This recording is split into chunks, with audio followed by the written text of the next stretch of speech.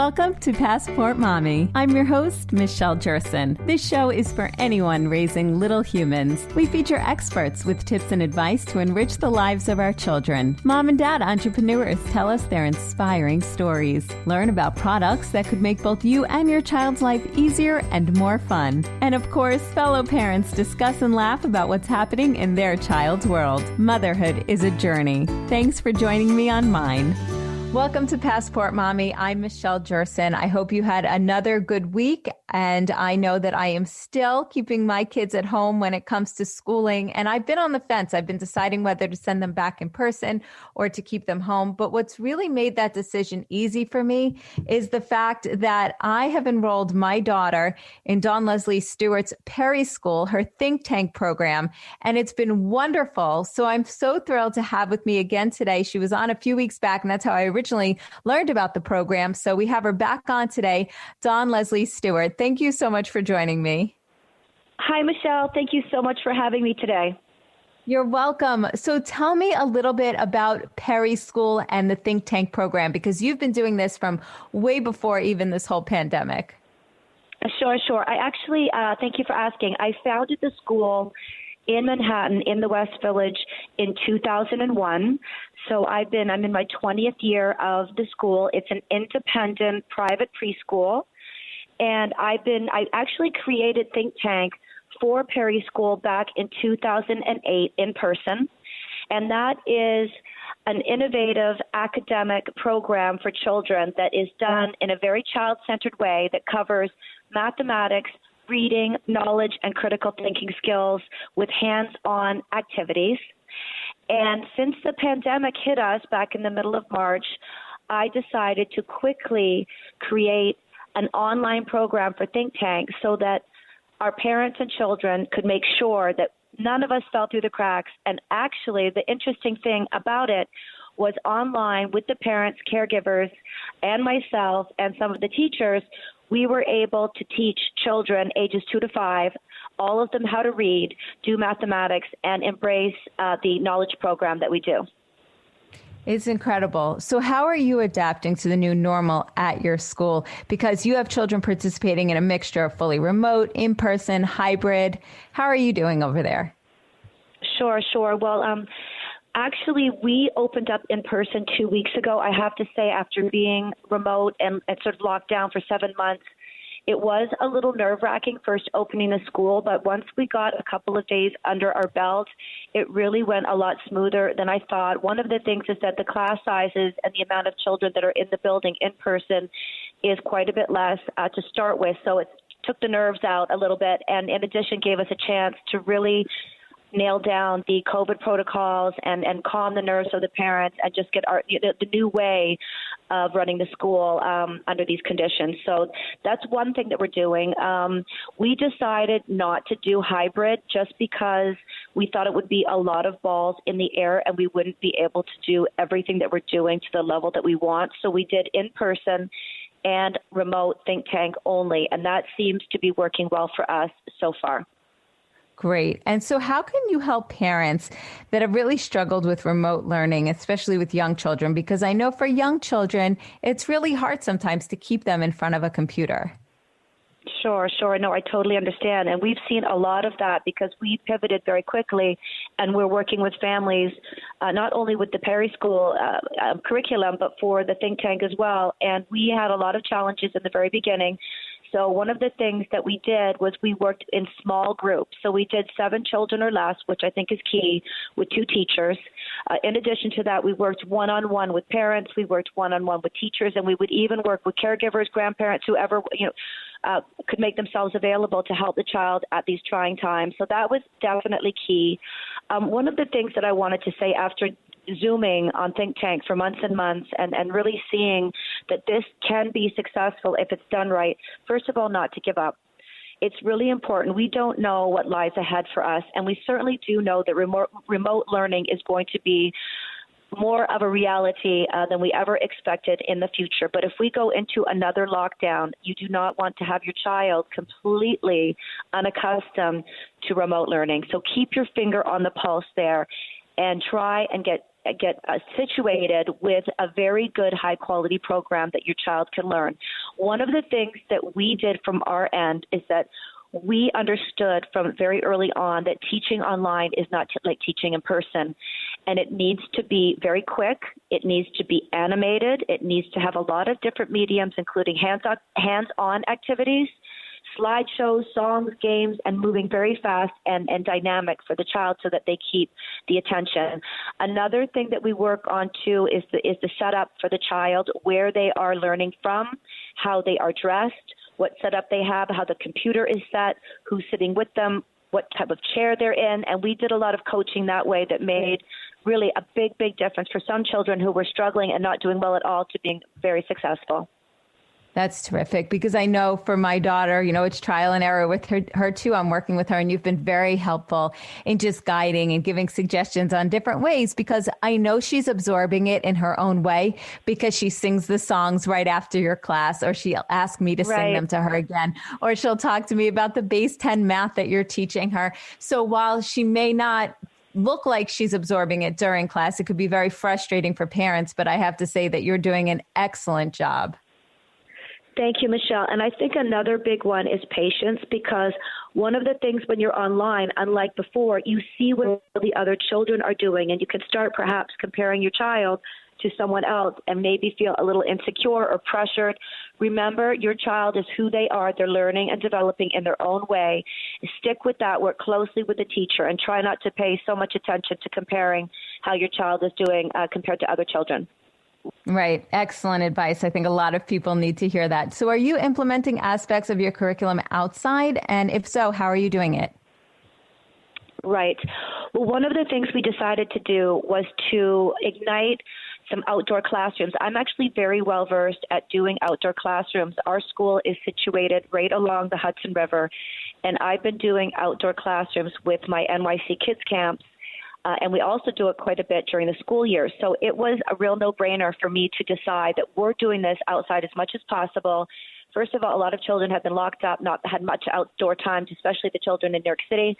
And in addition to that, some of the parents, as you know, are feeling a lot more comfortable with outdoor dining, with outdoor yoga classes and things like that. So we wanted to make sure that everyone felt comfortable, that it was safe as possible. So currently, we're doing a lot of the Perry School curriculum, either right outside our school or along the Hudson River. And there's another program that I do called Baby Moves, which is our Mommy and Me or family-style programming for babies and toddlers. We do that in the summer outside during the school year inside.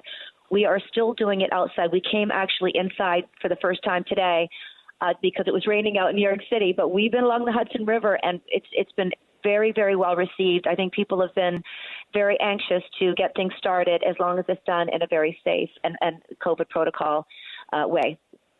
Absolutely. And I think you are very lucky to have that space in New York to do that. And what a great, beautiful location. So for anybody who might be in Manhattan, they should definitely check out your classes, because they range from, is it ages, you said, from babies up to 5 years old? Yes.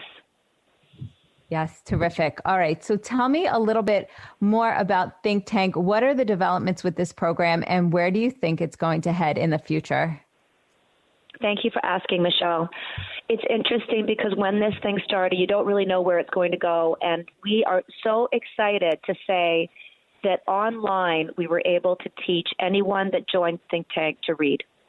And that is just a huge achievement, and it really opened the doors for me and gave me a lot of ideas and inspiration for the future. So currently, you would have to come to Perry School to get Think Tank, and it would be in person only. We did it in Perry School, and we did it in an after-school program. But going online mid-March really gave us a whole new platform to work from, where we could reach people beyond our local community and Perry School itself. So I'm very pleased to say that we have children currently nationwide. We have all the way from Seattle, New Orleans, North Carolina, Texas, Connecticut, New Jersey, New York City. So we're doing that currently, and I would absolutely love to see this go international and actually provide the program in multi-languages. That would be fascinating to be able to reach anyone around the world, and you can come and see me and my team at Perry School get it done. That would be absolutely amazing. So where can people go for more information to check out Perry School? I know you have a great Facebook page with lots of good content and videos up there. Sure. You can actually see us on our website, which is www.perryschool, that's perryschool.com. On Instagram, it's perry.school, and we also have Perry School NYC Facebook page. Perfect. Thank you so much, Dawn Leslie Stewart. Thank you for teaching my daughter so much in the class. She loves you. She loves teacher Joanna, and she loves all the reading you've been doing, the math, the knowledge-based programs. I really appreciate everything that you're doing for her and all of these students around the country. It's really amazing. Michelle, it's such a pleasure to have your family with us, and thank you so much for talking with me today. Absolutely. I'm Michelle Jerson, the Passport Mommy. And don't forget, go check us out on social. You can hear this episode if you subscribe to the podcast. You can hear all of our episodes from previous shows. Just find the Passport Mommy podcast, leave a review. We would be most grateful. And follow us on Facebook, Instagram, or Twitter at Passport Mommy. During this pandemic, we've been challenged a lot, and so much has moved online. It frustrates some people, but I've actually looked at it as a positive because it has allowed me to take classes that I wouldn't otherwise be able to take, or to attend lectures or summits that I wouldn't have otherwise been able to attend. And so today, I'm thrilled to have with me Dr. Terrell Strayhorn. He is the Provost for Research, Innovation, and Graduate Education, as well as the Senior VP of Academic Affairs for Virginia Union University. You're right. In the middle of this time where lots of institutions have made that strong pivot to offer instruction and learning online, we at Virginia Union are happy to launch VUU Global, which is our global platform initiative that allows us to take the academic curriculum of our institution and lots of different learning opportunities and provide them to a global community. So we're looking forward to this. One of the first initiatives that we're going to have through our VUU Global will be an opportunity to take our presidential lecture series through the Center for the Study of HBCUs online. So starting next week, listeners and learners all over the globe can access the presidential lecture series through the center. With our first speaker, distinguished lecturer, will be Roland Martin. Wow, that's incredible. And so tell me a little bit about the presidential lecture series. Sure. The presidential lecture series is really, by its name, one of the brainchilds of our own president, Dr. Hakeem Lucas, who had the vision of a center that is committed to the curation and cultivation of research and scholarship around Black colleges and Black education being located at a historically Black college. And what better place than our own institution? So the Center for the Studies of HBCUs launched this year, and one of its marquee programs will be the Presidential Lecture Series, which will bring, this is pre-COVID, it was imagined that it would bring distinguished lecturers to our campus across a breadth of fields and disciplines who would offer lectures on cutting-edge topics, offering key insights from research and grassroots organizing and all sorts of different walks of life. Of course, COVID has happened since then, and so now the Distinguished Lecture Series will come through the virtual platform. Right, which is so amazing that you can do that because you have such a lineup ahead of you. And I know it kicks off on Wednesday, October 21st, and it's entitled The Past, Present, and Future of Black-Owned Media. I love that. So just give us a little taste of what we can expect on the 21st.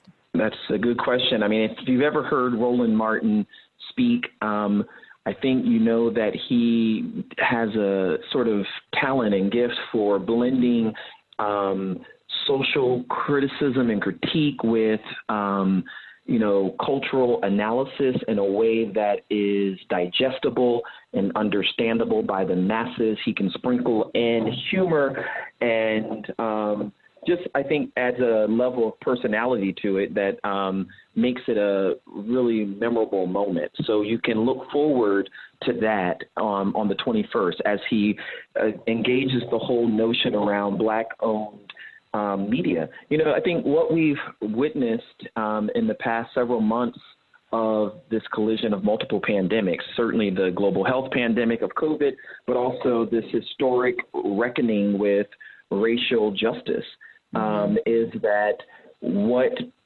is important is that we provide ways and mechanisms for giving voice to those whose voices are rarely heard.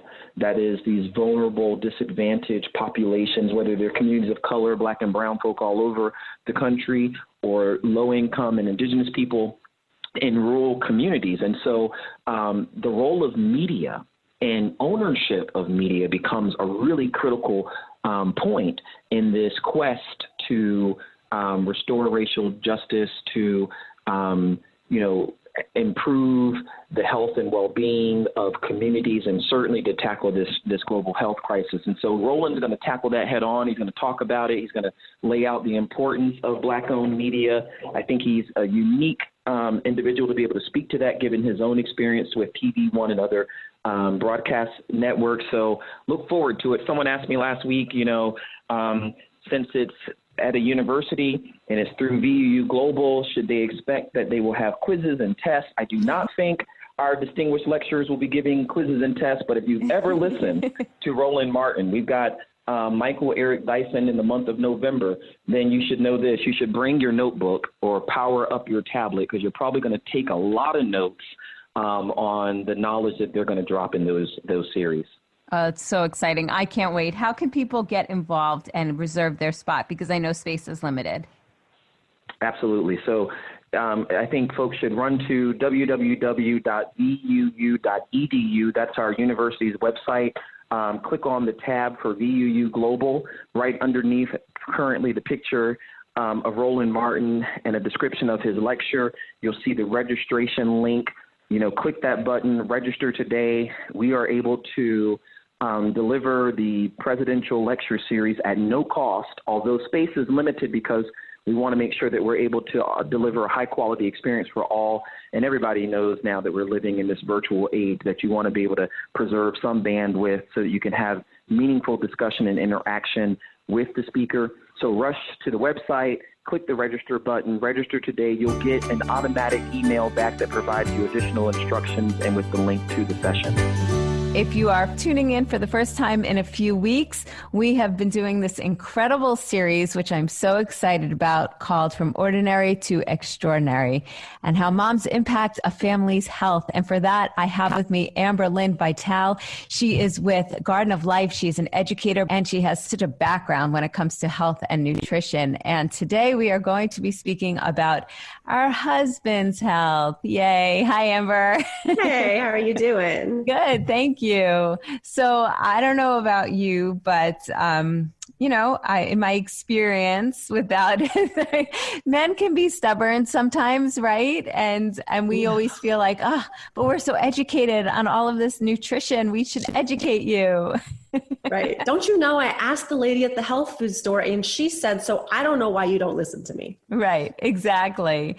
But let's talk about our husband's health, because obviously we want them to be healthy, because they may be, if we have children, the father of our children, they are our husbands. We'd like them to lead a healthy lifestyle for themselves, physically, emotionally, everything, just to be on the top of their game as well, if we're working hard for ourselves to do the same.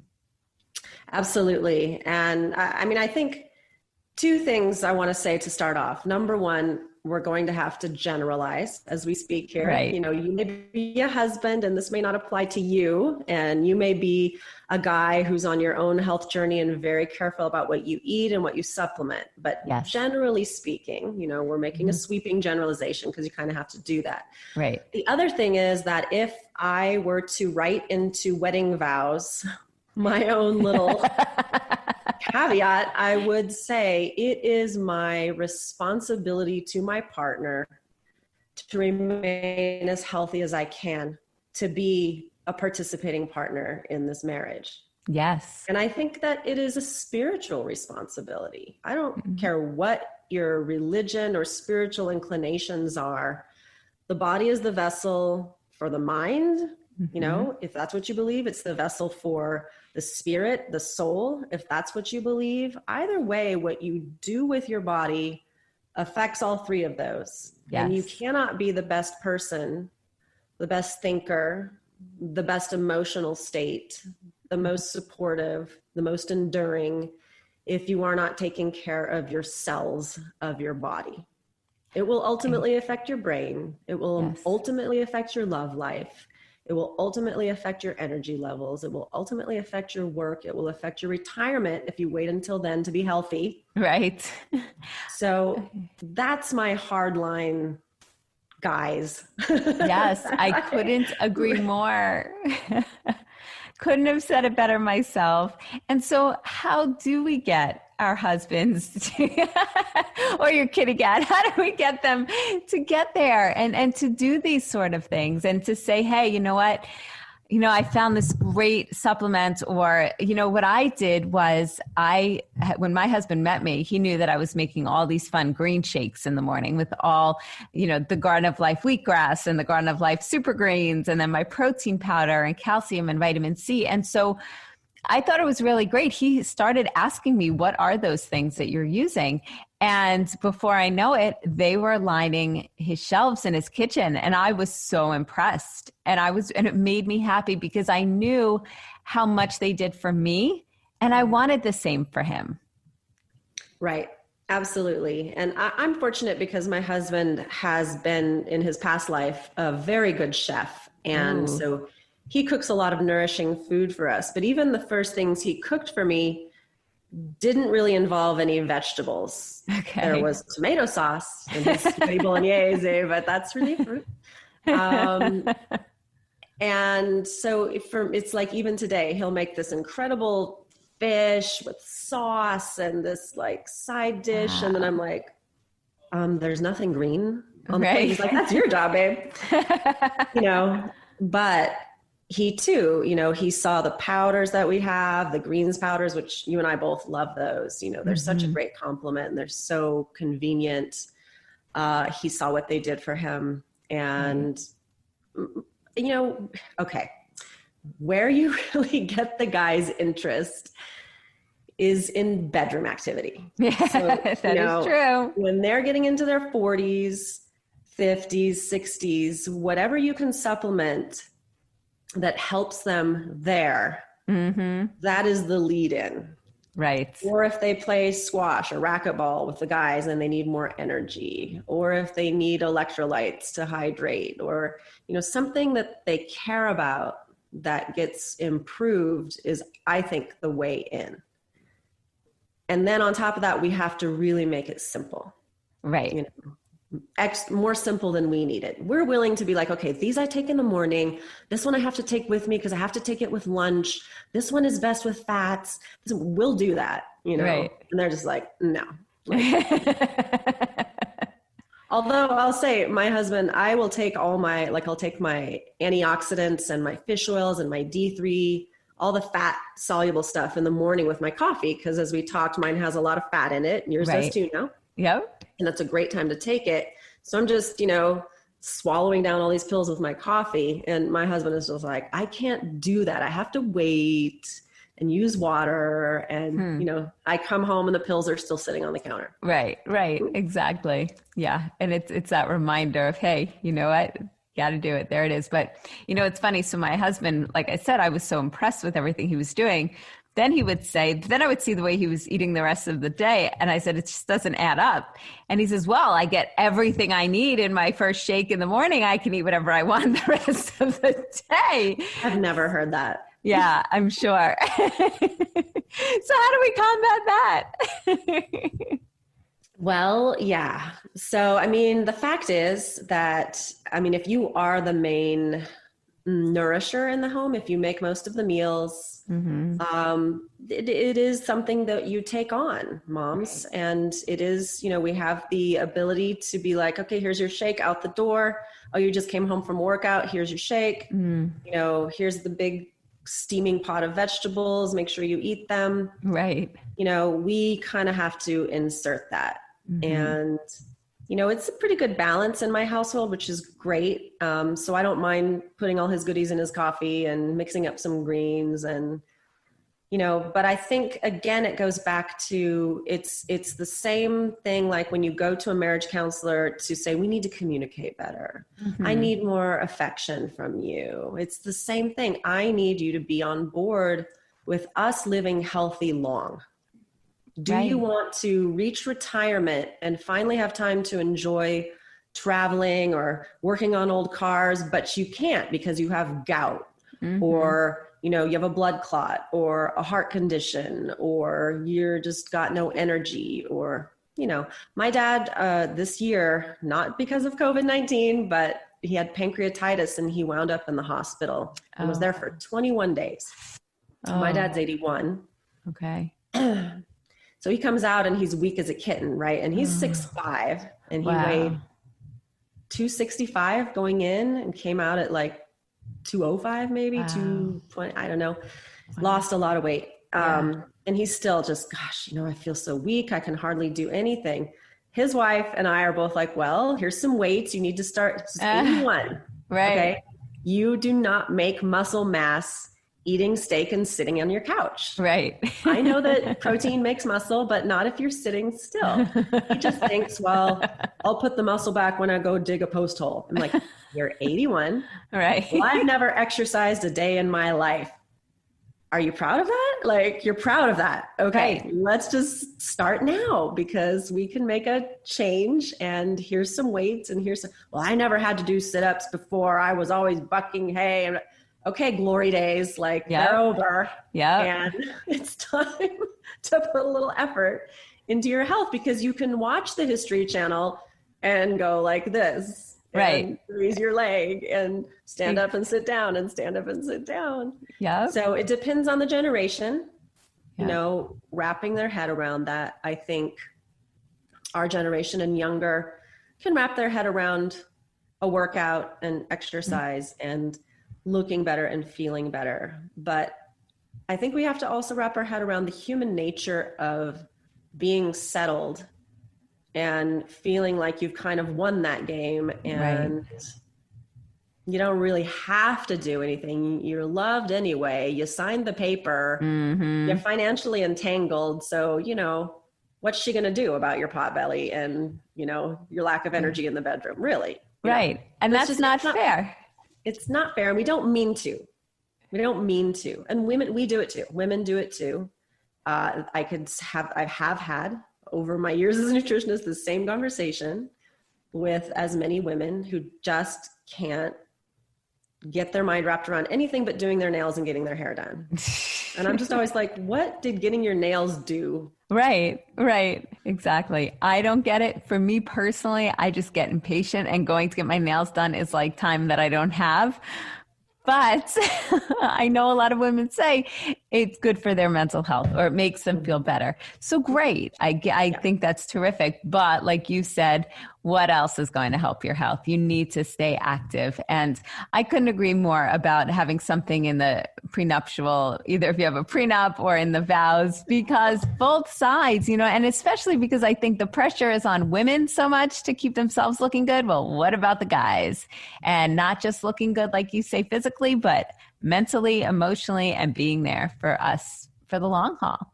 Absolutely. All right. So what can we recommend for the guy? I mean, first thing, so after years of being a nutritionist and counseling people and making them special diets and, eat this and don't eat that and shop for this and here's how you do that.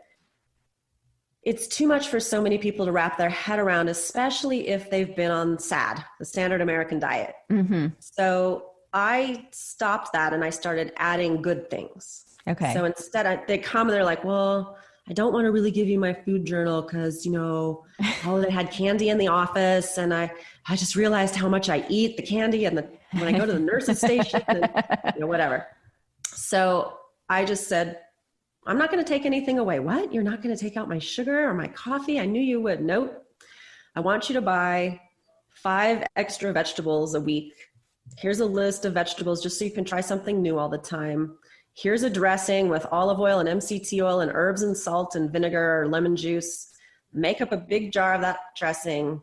steam a whole bunch of broccoli, steam a whole bunch of kale, steam some kohlrabi, steam, every day, just steam a new big batch of vegetables, plop it on the table, pour that dressing over it, fill your plate with it, and then eat the other things that you usually eat. But watch, because in a week or two, you're going to realize after chewing all that, you're not really that interested in another piece of bread. You're not really all that interested in cookies and ice cream afterwards, or a bowl of popcorn.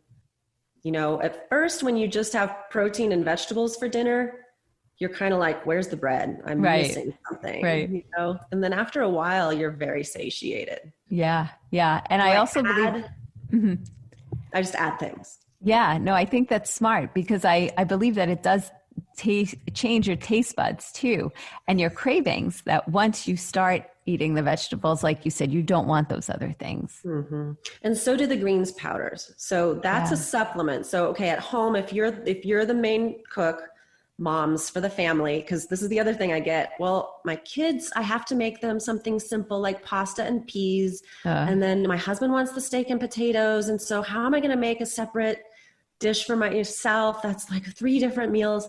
Like, no, you make all the same things and it's all on the table. Right. Everybody takes what they prefer. Make sure you, mama, get a big heaping of vegetables.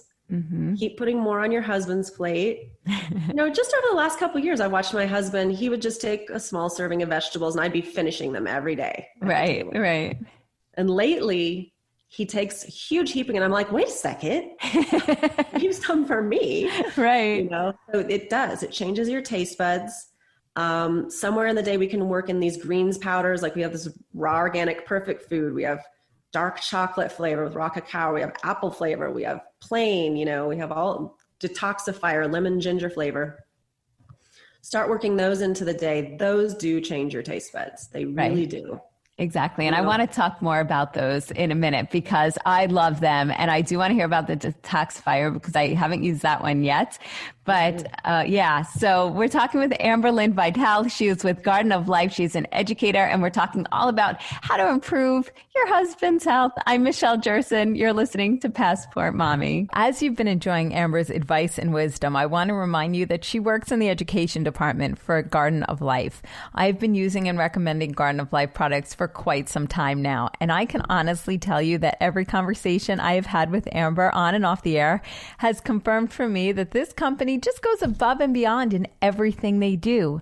The more I learn about them, the more I'm just blown away. I mean, Garden of Life is a health and wellness company that makes vitamins and supplements, but it's important for you to understand that they are a food-first company. So what does that mean? Well, it means that they do not use synthetic, chemically made versions of vitamins and supplements that try to mimic the nutritional properties of food. Instead, they only use real, honest-to-goodness food. But wait, there is more to their story. The foods they use are the cleanest foods and the most nutritionally dense foods possible because they are organic and non-GMO foods.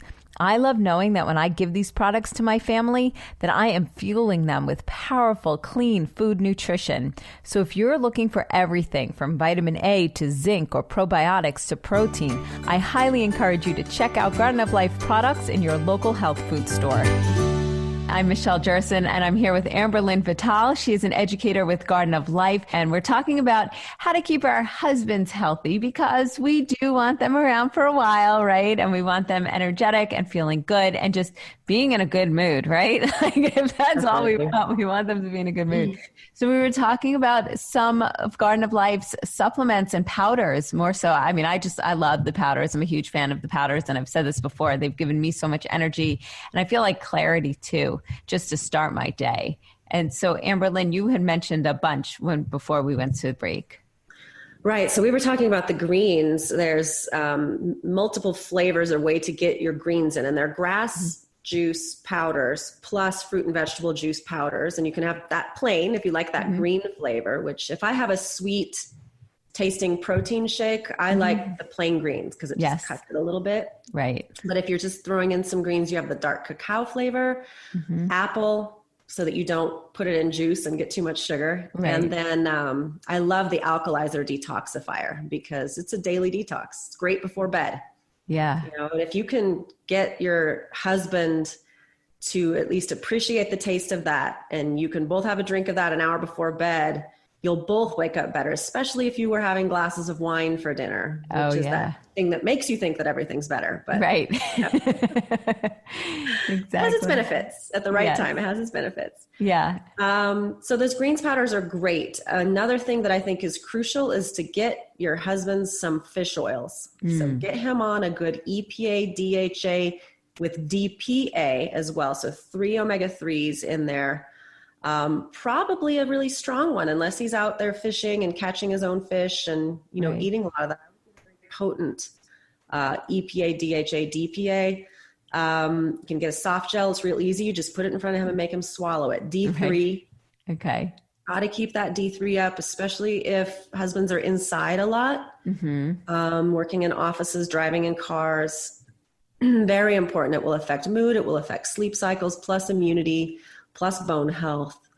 And then the probiotic. So probiotics are so important, obviously, for gut health. And I think what people don't realize is that the rectum, the lowest part of the colon, the intestinal tract, and the prostate rest like this. And prostate's really walnut size unless it's swollen. And so men starting even in their 30s can get prostate issues. If he's getting up in the night multiple times to urinate, if he's starting to have issues like that, or full-blown prostatic issues, or even diagnosed prostate issues, it is an intestinal tract issue.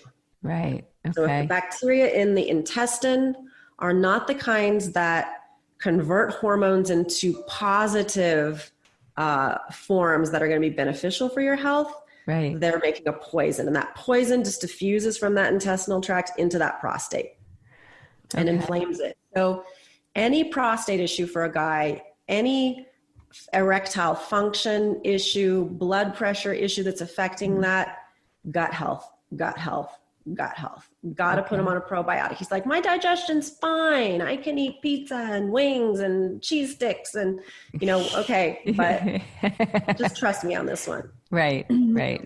What we have found, and it's not on the labels, and I have not found research that has tried to demonstrate this, but over and over again, any of our probiotics that have a high amount of Lactobacillus casei and paracasei, men young and men old have found improvement in their sex life, improvement in their function, which translates to improvement in prostate health and urination and longevity with that, and vitality and creativity and sense of self and sense of, who they are in the family and what they're providing. It affects everything. Yes. So mysteriously, not to me, but mysteriously out there in the world, probiotics do affect that. They affect much, much more than digestion. And it's crucial that you get that into your husband.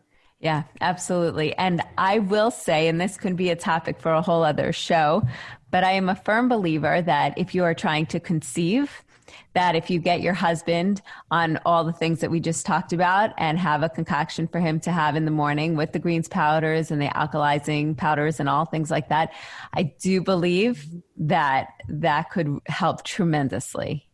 It absolutely does. And I mean, I think we know now from modern science, but my training on it was in Ayurvedic medicine. It's the seed from the man and the egg from the woman, both are genetic material. And that genetic material has to be supported. A woman has all of her eggs when she's born. Right. Okay. But they can be damaged by your lifestyle. A man is making new sperm, new DNA all the time. And so what he eats literally within a few days of producing that affects the quality of it. Right. So it is really important that the man be healthy too. Yeah, absolutely. Well, Amber, thank you so much. Another great series and another great segment all about getting our mans healthy, getting them healthy because we want them to be healthy for us and for our children. I'm Michelle Jerson, the Passport Mommy. Don't forget, go to Garden of Life's website to get more information, to read up on their recipes, so many fun things up there, and also to check out all the things that we just talked about, all the different products. It's gardenoflife.com. As you've you've been enjoying Amber's advice and wisdom, I want to remind you that she works in the education department for Garden of Life. I've been using and recommending Garden of Life products for quite some time now, and I can honestly tell you that every conversation I have had with Amber on and off the air has confirmed for me that this company just goes above and beyond in everything they do. The more I learn about them, the more I'm just blown away. I mean, Garden of Life is a health and wellness company that makes vitamins and supplements, but it's important for you to understand that they are a food-first company. So what does that mean? Well, it means that they do not use synthetic, chemically made versions of vitamins and supplements that try to mimic the nutritional properties of food. Instead, they only use real, honest-to-goodness food. But wait, there is more to their story. The foods they use are the cleanest foods and the most nutritionally dense foods possible because they are organic and non-GMO foods. I love knowing that when I give these products to my family, that I am fueling them with powerful, clean food nutrition. So if you're looking for everything from vitamin A to zinc or probiotics to protein, I highly encourage you to check out Garden of Life products in your local health food store.